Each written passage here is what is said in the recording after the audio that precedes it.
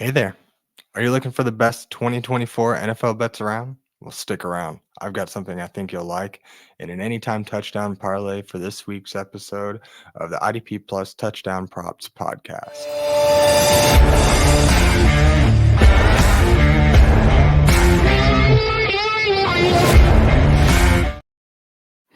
Welcome back to week 4 of the IDP Plus Anytime Touchdown Props podcast.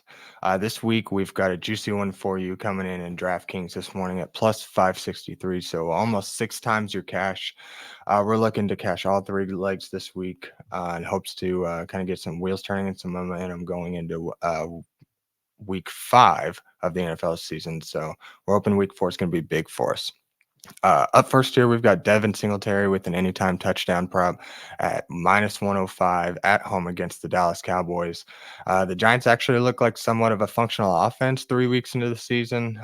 Week 1 was kind of rough, but they've since picked it up.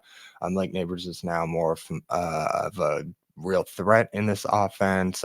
Devin Singletary is getting good work in the red zone. So a bunch of things that we really like to see.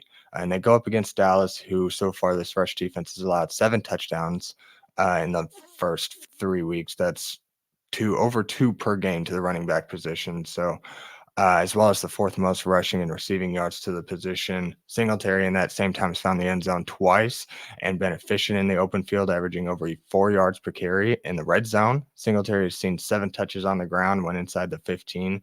Compare that to the 6 targets each that Malik Neighbors and Devin Singletary have gotten, and both have only cashed in 3 catches in that time. So Devin Singletary's seen twice as many touches as either one of them and more touches on the ground than both Malik Neighbors and Wan'Dale Robinson have in the red zone. So I really like the usage for that the Giants have used Singletary in the red zone, especially inside the 15.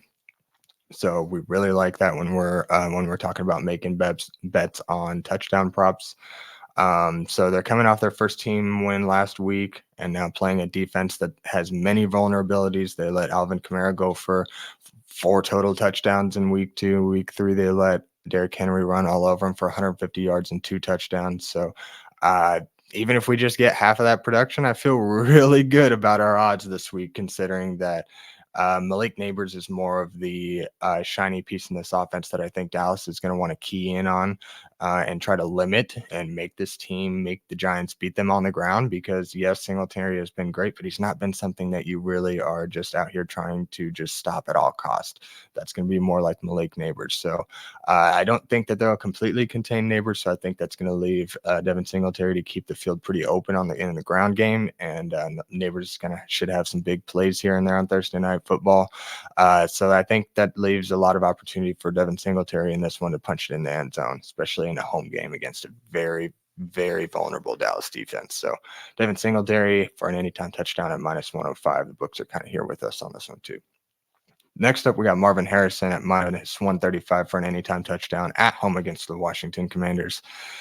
What else is there really? There's not really a whole lot to say about this matchup. The Commanders have been just god awful when it comes to defending the pass. They've allowed 3 touchdowns per game to the wide receiver position, and Marvin Harrison has quickly emerged since week 1 as Kyler Murray's favorite target on this team, especially to find their end zone.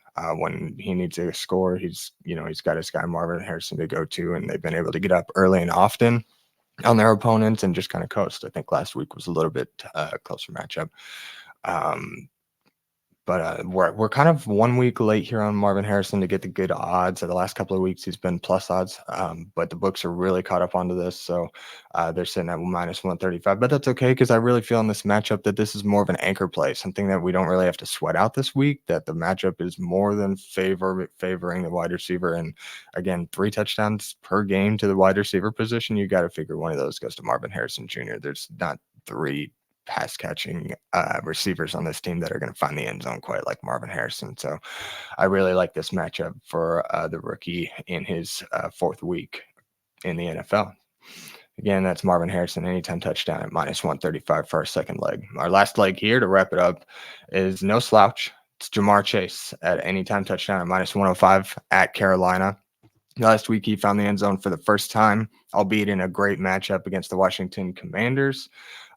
He actually found a pair of touchdowns last week. So I think that was a great matchup to get the wheels turning for him and for him to get his feet under him and some momentum in the end zone this season. So now that he's familiar with the end zone and this offense is running a little bit more efficiently than the dreadful week we saw in week 1 against the Patriots, albeit they haven't won a game since, but the offense is running a lot better. They're scoring more touchdowns. They're moving the ball down the field. These are things we like to see. And now that Chase has finally reached the end zone, we can feel a little bit more comfortable and maybe Joe Burrow targeting him a little bit more in the red zone.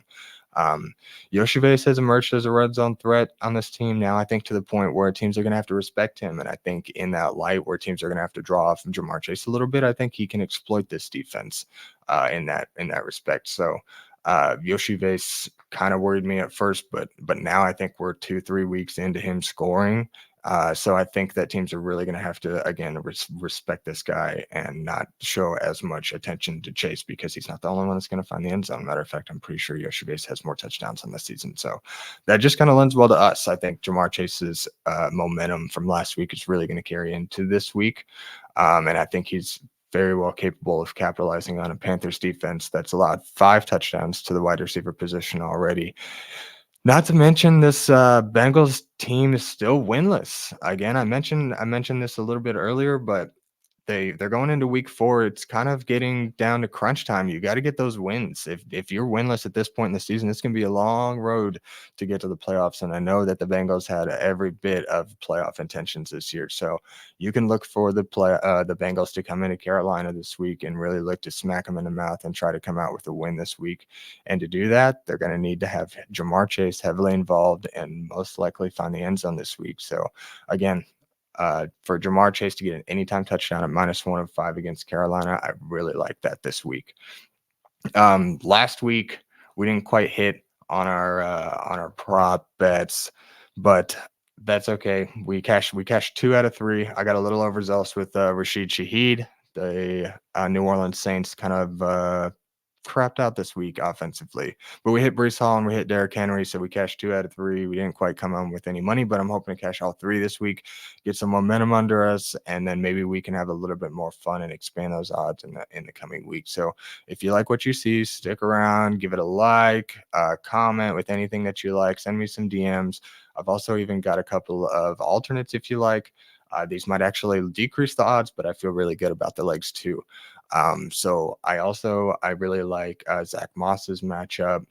I know it's not really a sexy play, but he's got an outstanding matchup this week for running backs. Going up against the Panthers, who have allowed a touchdown to running backs in almost like the last 22 games straight. So you almost guarantee he's going to get in. The odds were like -135, but if you want to play with something else, there's a little something. I really like Kyron Williams this week. It's the same kind of odds. Saquon Barkley is the same kind of odds. I just kind of shied away from them because there's not really many playmakers on these offenses to keep things going. And although they seem successful, it just kind of made me wary.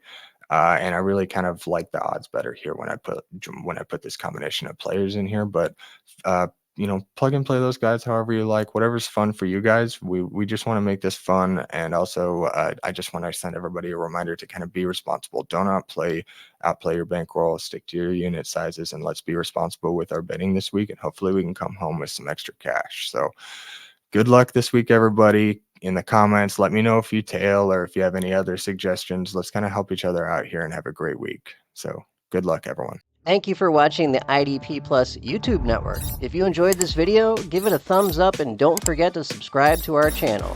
Be sure to tap the bell icon to get notified whenever we upload new content.